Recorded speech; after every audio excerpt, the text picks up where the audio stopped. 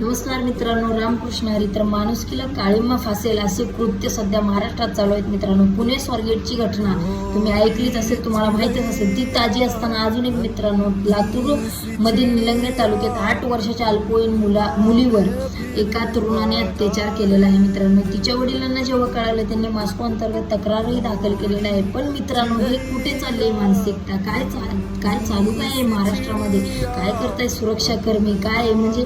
आणि सगळ्या पालकांना हात जोडून विनंती आहे की आपल्या मुलीला पुस्तकाची 2 पानं कमी शिकवा, पण शस्त्र, अस्त्रे आणि सेल्फ डिफेन्स हे नक्की शिकवा. कारण ते काळाची गरज आहे, त्यांना शिकणे गरजेचेच आहे. त्यांच्या स्वतःचं तरी संरक्षण करू शकतील एवढं तरी त्यांना शिकवा. म्हणजे शिकवा, चाकू शिकवा, तलवार शिकवा, पण शिकवा. बाहेर जाताना मुलीच्या दप्तरात चाकू, चटणी काय असेल ते द्या, पण तिचं संरक्षण तिला करायचं शिकवा. आणि मुलींनो, तुम्हीही कोणावर विश्वास ठेवू नका. विश्वासाच्या लायकीचं जग नाही. आई वडिलांशिवाय इतर कुणावरही विश्वास ठेवू नका. सध्या जग खूप चुकीच्या दिशेने चालू आहे आणि तुमची सुरक्षा तुमच्या हातात आहे. सुरक्षित राहावा.